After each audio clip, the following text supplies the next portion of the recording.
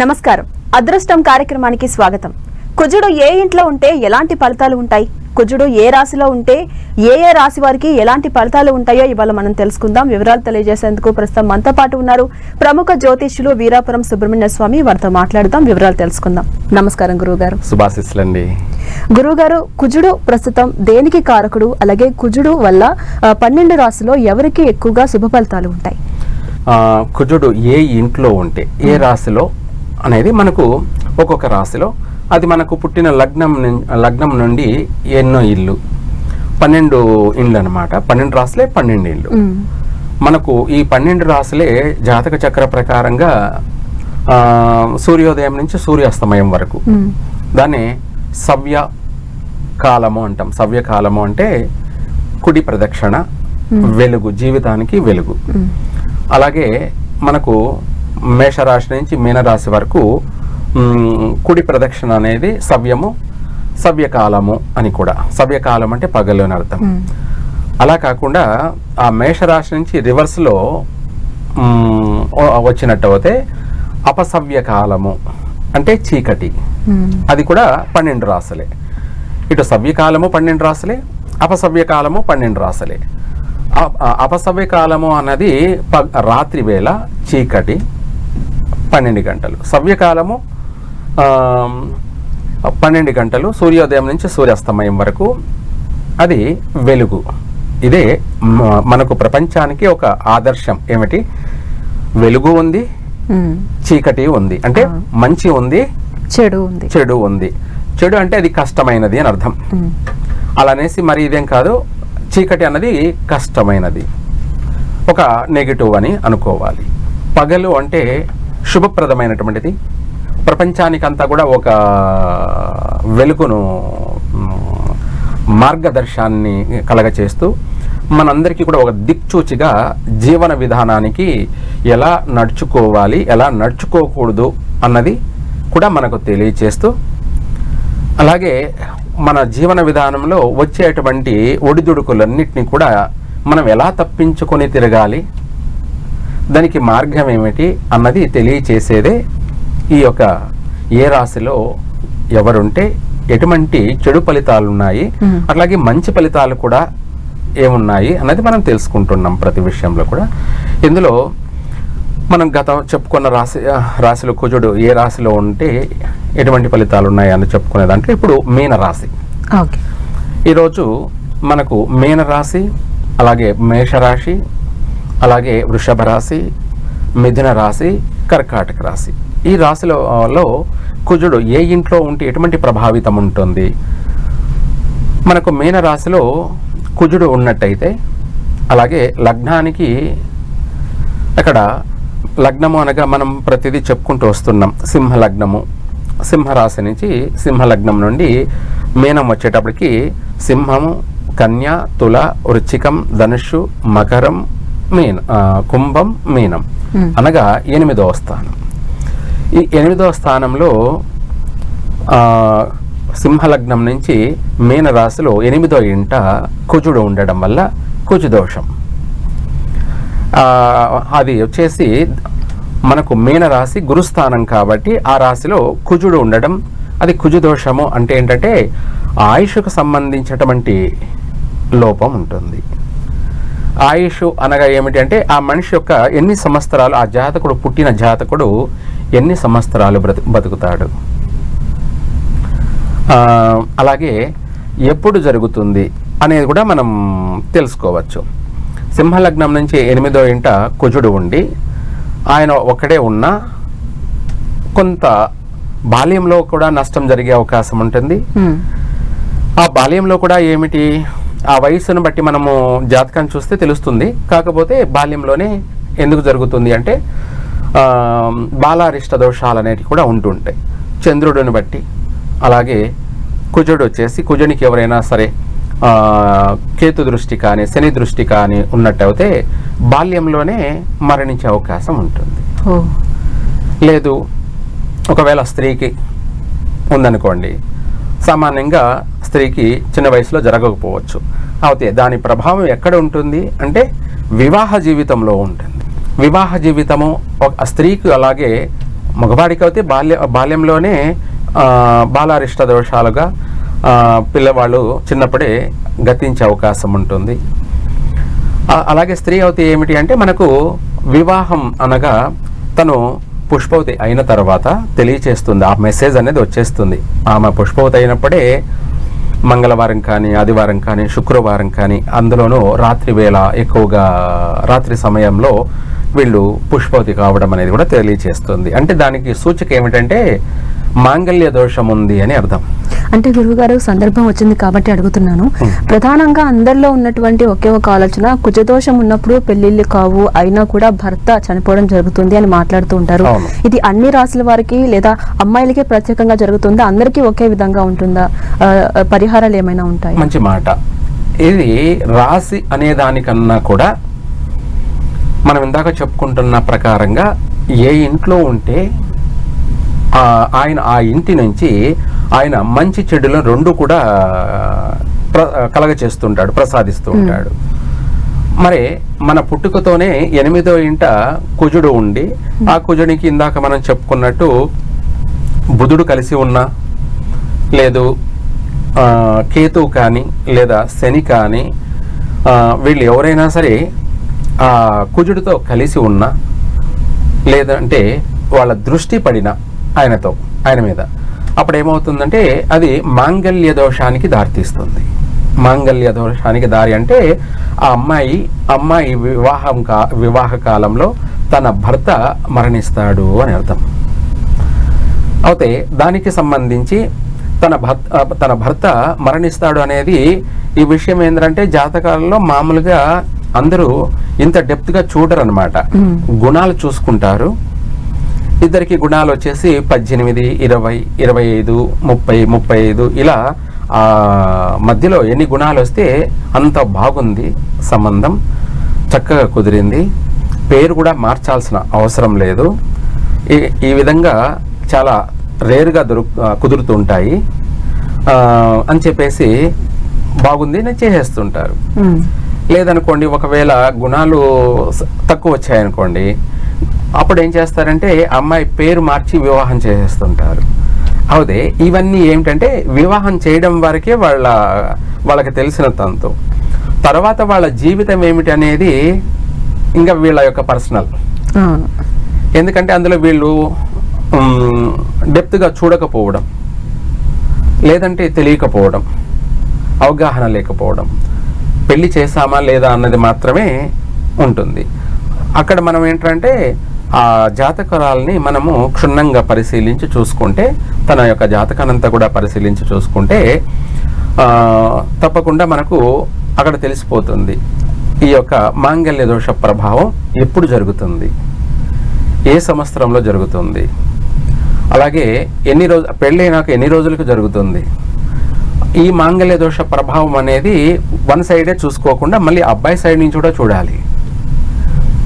అబ్బాయి కూడా ఆయుష్ లోపం ఉన్నదనుకోండి, అప్పుడు ఈ మాంగళ్య దోష ప్రభావం కొట్టేస్తుంది.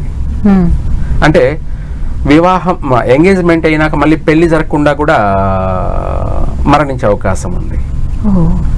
మళ్ళీ పెళ్లి కూడా కాదు, ఇంకా ఎంగేజ్మెంట్ తర్వాత వివాహం మధ్యలో గ్యాప్ ఉంటుంది, కానీ ఆ మధ్యలోనే ఏదో ఒక కారణం అంటే ఈ యొక్క మాంగళ్య దోష ప్రభావం అనేది తన దుర్మరణం పాలు జరిగే అవకాశం ఉంటుంది. అంటే గురువు గారు, చాలా మందిలో ఉన్న ఆలోచన ఏంటంటే కుజదోషం ఉన్న వారిని వెతికి మరీ పెళ్లి చేసుకోవాలని చెప్తారు కదా, దీన్ని మనం ఎలా చూడొచ్చు? ఆ విషయం కూడా తెలుసుకుందాం.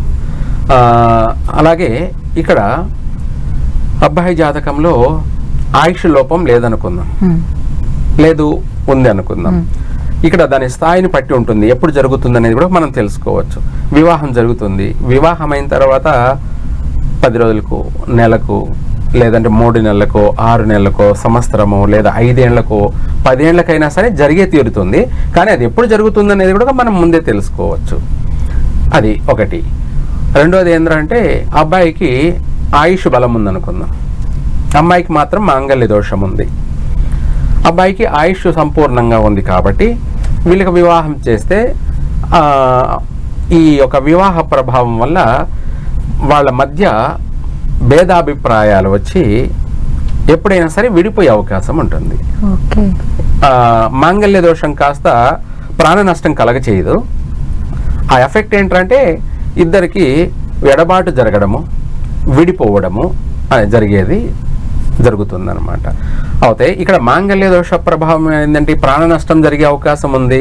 దానికి ఏమిటి పరిష్కార మార్గము అంటే ఇందాక మీరు అన్నారు కాబట్టి పరిష్కార మార్గం ఏమిటి అనేది. ఇక్కడ మాంగళ్య దోషం ఉందనుకున్నాం, మనం చెప్పుకుంటుంది అదే. అయితే ఆ మాంగళ్య దోషానికి సంబంధించి అమ్మాయికి మొదటిగా తెల్ల జిల్లేడు చెట్టుతో కానీ లేదంటే రాగి చెట్టుతో కానీ, ఇవి కాకపోతే ఆ స్థాయిని బట్టి తీవ్ర స్థాయిలో ఉన్నట్టు అయితే మాంగళ్య దోషము. అలాగే ఏమిటి ఆ మాంగళ్య దోషం తీవ్ర స్థాయిలో అంటే అమ్మాయికైనా ప్రాణ నష్టము, లేదంటే అబ్బాయికైనా ప్రాణ నష్టము. అంటే ఇద్దరికి కూడా నష్టం జరిగే అవకాశం కూడా ఉంటుంది. అంటే భార్యాభర్తలు ఇద్దరు కూడా చనిపోయే అవకాశము ఉంటుంది. అందుకనేసి దీనికి ఏమిటి పరిష్కారం అంటే నల్ల మేకపోతుతో అయినా ఇచ్చి వివాహం చేయడం. నల్ల మేకపోతుకి ఇచ్చి వివాహం చేసినట్టు అయితే 10,000 మాంగళ్య దోషాలైనా సరే కొట్టుకుపోవాల్సిందే. నల్ల మేకపోతు అనేది అక్కడ ఇంకా సాక్షాత్తు ఒక యముడు ఒక శనిని ఇద్దరిని కలిపి వివాహం చేసేసినట్టే. అప్పుడు ఏమవుతుందంటే ప్రకృతి ప్రకారంగా మొదటిగా వివాహం అయిపోయింది, అమ్మాయికి వివాహ దోషం ఉంది, ఇక్కడ వివాహం చేసేసాం.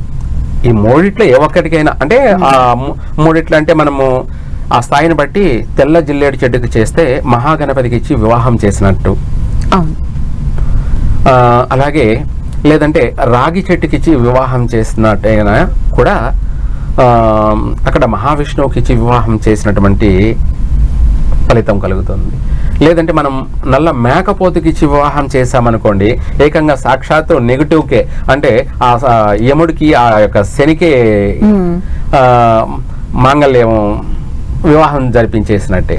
అప్పుడు ఏంటంటే 10,000 వివాహ దోషాలైనా ఎటువంటి ప్రాణ నష్టాలైనా సరే ఆడ చేయడం వల్ల ఎప్పుడైతే జరగాల్సింది విధిరాత అనేది ఉందో అప్పుడు ఆ జరగవలసింది ఏంటంటే చిన్న స్వల్పమైనటువంటి సమస్యతో బయటపడిపోతారు. ప్రాణం పోవాల్సింది గాయంతో సరిపెట్టేస్తుంది. అయితే ఈ జరిగి తీరాల్సిందే కదా కర్మానుసారం, దాన్ని ఎవరు తప్పిస్తారు అనంటే అది జరిగి తీరుతుంది. కాకపోతే కొంత కాలం తర్వాత, ఆ కొంతకాలం ఏమిటి అంటే మనం వివాహం చేసుకున్న తర్వాత ఒక 15, 25 ఏళ్లకు 30 ఏళ్లకు ఆ ప్రభావం అనేది అంతవరకు తీసుకెళ్తుంది. ఆ లోపల వీళ్ళ సంసార సుఖాన్ని, సంసార జీవితాన్ని, సంసార ఆనందాన్ని, సంసార సృష్టిని అంటే ఇద్దరు వివాహం చేసుకొని వీళ్ళ సర్వసుఖాలు అనుభవిస్తూ సంతానం కూడా కలుగుతారు. కాబట్టి 3, 4 పిల్లలు కలుగుతారు. కాబట్టి ఆ తర్వాత వీళ్ళ వయసు మహా అంటే ఒక 55, 60 సంవత్సరాలు వచ్చేస్తాయి. అది రిటైర్మెంట్ వయసు కాబట్టి ఇంకా అప్పుడు జరిగిన నష్టం ఏమీ లేదు. అయితే జరగాలని కోరుకోవడం కాదు, అప్పుడు జరిగిన ఏంటంటే ఇంకా తర్వాత వృద్ధాప్యమే కాబట్టి ఆ వృద్ధాప్యంలో పడే బాధల కన్నా ఈ మాంగళ్య దోష ప్రభావం అనేది అప్పుడు 55 సంవత్సరాలు 60 సంవత్సరాలు జరిగినప్పుడు ఏమవుతుందంటే మనలో అన్ని కార్యక్రమాలు అయిపోయినాయి కాబట్టి ఇంకా ఆ తర్వాత ఆ మాంగళ్య దోష ప్రభావం అనేది జరుగుతుంది. జరిగి తీరాల్సిందే కాబట్టి జరుగుతుంది. ఆ జరిగినా కూడా ఏ నష్టమూ లేదు. వాళ్ళ అదృష్టవంతులని కూడా మనం చెప్పుకోవాలి. ఎందుకంటే మంచానబడి లేదంటే అందరితో మాటలు పడుతూ కొన్ని కష్టాలు పడుతూ ఆ వయసులో జీవితాన్ని అనుభవించేదానికన్నా వాళ్ళు సుఖంగా పోవడం, తర్వాత మళ్ళీ నూతనమైన జీవితాన్ని జన్మించడం అనేది వాళ్ళు చేసుకున్న అదృష్టం అని చెప్పుకోవాలి. కానీ అది ఏమిట్రా అంటే వివాహ జీవిత కాలంలోనే నష్టం జరగకుండా తప్పించడానికి మార్గం మాత్రమే ఇది. మగపిల్లల విషయంలో చిన్నప్పుడే కాలం చెల్లే అవకాశం ఉంటుందని చెప్తున్నారు కదా, ఈ విషయంలో తల్లి తండ్రి ఎలాంటి జాగ్రత్తలు తీసుకోవాలి, పూజల ద్వారా బయటపడొచ్చు అంట. అందుకే కదా మనము జాతకాన్ని పుట్టగానే చూపించుకోవడం మంచిది. ఎందుకంటే బిడ్డొచ్చిన వేళ గొడ్డొచ్చిన వేళ వాళ్ళ పుట్టిన సమయం అనేది వాళ్ళ తలరాత, వాళ్ళ విధిరాత. ఆ జాతక చక్రం, జాతక కుండలి ప్రకారంగా ఏదన్నా ఆయుష్ లోపం ఉందనుకోండి, అందుకు మృత్యుంజయ హోమం చేయండి, లేదంటే రుద్రాభిషేకం చేయండి. వాళ్ళ స్తోమతను బట్టి, స్తోమత ఉంటే మృత్యుంజయ హోమం చేయడం వల్ల ఆ గండాన్ని తప్పించుకోవచ్చు. అలాగే లేదు స్తోమత లేనప్పుడు దానికి రుద్రాభిషేకం అన్న జరిపిస్తూ ఉండడం. ఇది కాకపోతే విభూతితో శివునికి అభిషేకం జరిపించడం. అంటే ఆ పుట్టిన బిడ్డ పేరు మీద ఆ జన్మ నక్షత్ర ప్రకారంగా మనము దాంట్లో కూడా సంకల్పం చెప్పుకుంటూ, సంకల్పం అనేది ఏంటంటే తన పుట్టినటువంటి శిశువు యొక్క నక్షత్రము, రాశి, అలాగే పాదము, అలాగే తన యొక్క గోత్రము, ఇంటి పేరుతో వంశము అన్నీ సంకల్పంలో చెప్పుకుంటూ తన నక్షత్ర శాంతి, లగ్న శాంతి అంటే లగ్నం అంటే పుట్టిన గడియను బట్టి లగ్న శాంతి, అలాగే ఆయుష్ స్థానం అంటే అష్టమ స్థానం యొక్క దానికి సంబంధించి అది ఆయుష్కు కారణం కాబట్టి దాని ప్రకారంగా కూడా సంకల్పంలో చెప్పుకుంటూ ఇవన్నిటిని కూడా చెప్పుకుంటూ శాంతి జరిపించుకోవడం అనేది సంపూర్ణంగా ఆ ఆయుష్ నుంచి మనము బయటపడచ్చు.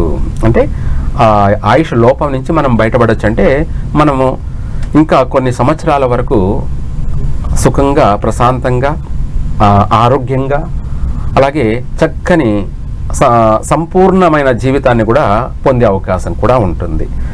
అందుకనేసి మనము ఆ సమస్య జరగకుండానే చూసుకోవడం, మనము తెలివిగా నడుచుకోవడం.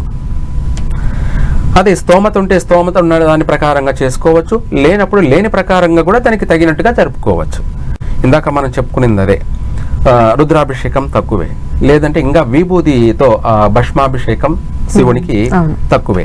అదే కాకపోతే ఇంకా రుద్రాక్ష ధారణ కూడా దీనికి పరిష్కార మార్గం.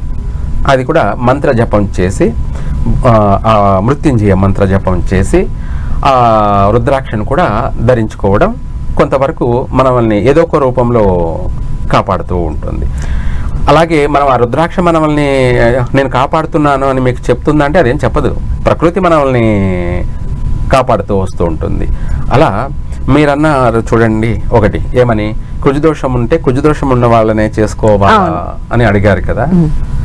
ఆ సమస్యకు వచ్చేటప్పటికి కుజదోషం ఉన్న వాళ్ళని కుజదోషం ఉన్న వాళ్ళే చేసుకోవాలి అని చెప్పేసి అందరూ చెప్పే సలహాలు ఇవే. ప్రతి ఒక్కరి మైండ్ లో కూడా ఫస్ట్ ఇదే వస్తుంది, అందరూ చెప్పేటువంటి ఇదే. అయితే అక్కడ వాళ్ళందరూ చెప్పారు, నేను వాళ్ళకు ఆపోజిట్గా చెప్తున్నాను అని ఏం లేదు. న్యాచురలిటీ, ప్రకృతి ప్రకారంగా ఒక కుజదోషం ఉన్న అబ్బాయి, ఒక కుజదోషం ఉన్న అమ్మాయి. కుజదోషం అనేది ఇద్దరు దోషాలే. ఇద్దరు దోషంలో, ఇద్దరు దోషాలంటే నెగిటివ్లోనే ఉన్నారు ఇద్దరు. ఒక సన్యాసి రాసుకుంటే ఏమవుతుంది, బూడిద పడుతుంది. ఒక దుర్మార్గుడు కొట్టుకుంటే ఏమవుతుంది, అది ఘోర యుద్ధమే అవుతుంది. లేదంటే ఇద్దరు మిగిలే అవకాశమే ఉండదు. లేదంటే ఎవరొకరు పోయే అవకాశం ఉంటుంది. ఎవరు బలవంతుడైతే వాడు నిలబడతాడు. అట్లాగా కుజదోషం ఉన్న వాళ్ళంటే ఇద్దరు యోధులు లాంటి వాళ్ళే. అమ్మాయి యోధురాలే, అబ్బాయి యోధుడే.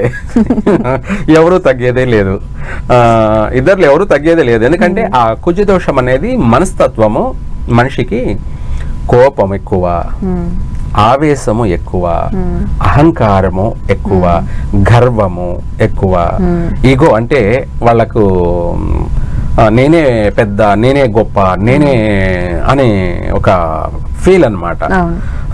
అలాంటి అనేకమైనటువంటి దుర్గుణాలు ఉంటాయన్నమాట. ఈ కుజదోషం అనే వాళ్ళకి అన్ని దుర్గుణాలే ఉంటాయి. రెండోది, అందరూ నన్నే పొగడాలి, అందరూ నన్నే ఇష్టపడాలి, అందరికి నేనే రూలర్ అయి ఉండాలి, లీడర్ అయి ఉండాలి అని చెప్పేసి మనిషి యొక్క థింకింగ్, ఆలోచన, పొగరు ఇవన్నీ కూడా ఉంటాయి అన్నమాట. ఈ లక్షణాలన్నీ ఉండడం వల్ల ఇద్దరిలో ఏ ఒక్కరు తగ్గరన్నమాట. వీళ్ళు ఏంటంటే మనము పొగిడితే ప్రాణం ఇచ్చేటువంటి మనస్తత్వాలు, మళ్ళీ మొండితనం అనేది అలా ఉంటుంది. మనము వాళ్ళను వ్యతిరేకించామనుకో ప్రాణం తీసేటువంటి మనస్తత్వాలు. అది ఏ విధంగానైనా సరే సైకాలజికల్గా వాళ్ళు ఆ పని చేసేస్తారు. అటువంటి మనస్తత్వాలు, అటువంటి వాళ్ళకి ఇద్దరికి వివాహం చేశామనుకో ఇంకా యుద్ధమే జరుగుతుంది. ఆ యుద్ధంలో ఇంట్లో వాళ్ళ కుటుంబ సభ్యులు, పెళ్లిళ్ళు చేసిన వాళ్ళు, అంటే అమ్మాయి సైడ్ నుంచి తల్లిదండ్రులు కానీ, అన్నదమ్ములు కానీ, అక్క చెల్లెలు కానీ, అబ్బాయి సైడ్ నుంచి అమ్మ నాన్న కానీ, అన్నదమ్ములు కానీ, అక్క చెల్లెలు కానీ, అక్క బావలు కానీ, ఇటువంటి వాళ్ళే. వీళ్ళందరూ కూడా వీళ్ళిద్దరి మధ్యలో నలిగిపోతారు. ఎవరి మధ్యలో? అమ్మాయి అబ్బాయి మధ్యలో. అమ్మాయి అబ్బాయి బాగుంటే అందరూ సంతోషపడతారు, అందరూ సంతోషపడతారు. లేదనుకోండి వీళ్ళిద్దరి మధ్యలో వచ్చినటువంటి ఇది క్లాస్కి వీళ్ళందరూ మిగతా వాళ్ళందరూ బలైపోతారు. ఇట్లా భార్యాభర్తలు వీళ్ళకు రోజు కొట్టుకోవడమే, రోజు ఇందాక చెప్పాను కదా యుద్ధమే అని, రోజు కొట్టుకోవడమే, రోజు ఒకరిపైన ఎంతో దారుణమైనటువంటి ఆలోచనలకు వెళ్ళిపోతూ ఉంటారు. ఏదో ఒకటి చెయ్యాలి, చేసిన దాకా నిద్రపోరనమాట, అది అంతా కూడా క్షణంలో జరిగిపోవాలి అన్నట్టుగా కూడా వీళ్ళక బిహేవియర్ ఉంటుంది. దానివల్ల అన్ని దారుణాలు జరుగుతూ ఉంటాయి. ఎన్నో వింతలు విచిత్రాలు, మనము వివాహమైన తర్వాత వాళ్ళు పడేటువంటి గొడవల వల్ల ఎడబాట్లు, ఎంతోమందికి ఎడబాట్లు జరుగుతూనే ఉన్నాయి. అనవసరంగా చిన్న వాటికి కొట్లాడుకోవడం, గొడవ పడడం, అది చెప్పుకుంటే కూడా అందరికి నవ్వేస్తుంది. ఆ చిన్న వాటికి చూసే వాళ్ళందరూ నవ్వుకుంటారు, ఇదేంది వీళ్ళు విచిత్రమైనటువంటి సంసార జీవితం అన్నట్టుంది, ఇద్దరే అని చెప్పేసి దానికి చెప్పుకోవడానికి ఏముండదు రీజన్. కొన్ని చెప్పుకోవడానికి కూడా ఉన్నా ఇంకా దానివల్ల ఏంటంటే ఒకరి ముఖం ఒకరు చూడడానికి కూడా ఒప్పుకోరు. ఇద్దరికి ఈగోలు ఉంటాయి. ఆ ఈగోలే వాళ్ళిద్దరిని రోజు రోజుకి దూరం చేస్తూ పెద్దగా అయిపోతూ ఉంటుంది. చిన్న సమస్య కాస్త పెద్దది. దానివల్ల అనేక సమస్యలు, అనేక నష్టాలు, అనేక కష్టాలు. ఇవన్నీ కూడా చెప్పాలి అంటే వీటి అన్నిటిని కూడా చూడాల్సింది బాధ్యత, ప్రధానమైనటువంటి బాధ్యత ఎవరికి ఉంటుంది అంటే పూజారికి. అంటే చూసేటువంటి జ్యోతిష్యుడు, పూజారి పైనే ప్రధానమైన బాధ్యత. అబ్బాయి అమ్మాయిది కాదు, అటు తల్లిదండ్రులది కాదు. ఎందుకంటే వాళ్ళు అటు డబ్బులు ఖర్చు పెట్టగలరు, ఇటు డబ్బులు ఖర్చు పెట్టగలరు, అలాగే వివాహాన్ని అంగరంగ వైభవంగా చేయగలరు. కానీ వీళ్ళ భవిష్యత్తు ఏం జరగబోతుంది అనేది వాళ్ళు ఊహించలేరుగా. దాన్ని ఊహించి కనుక్కొని ఇది కరెక్టా కాదా, ఇది చేసుకోవచ్చా చేసుకోకూడదా అని చెప్పవలసిన బాధ్యత ఎవరికైనా ఉంది అంటే అది పూజారి పైనే ఉంటుంది. ఆయన చేసిన ఆ పని వల్ల 2 కాపురాలు బాగుపడడమా, 2 కాపురాలు చెడిపోవడమా, ఇంకా అంతకంటే పెద్ద నష్టాలు జరిగిపోవడమా కారణం పూజారి. చాలా చక్కగా వివరించారు గురువుగారు. ముఖ్యంగా కుజదోషం వివాహ బంధంలో ఎలాంటి ప్రభావాన్ని చూపిస్తుందో వివరించినందుకు ధన్యవాదాలు. సర్వే జన సుఖినో భవంతు.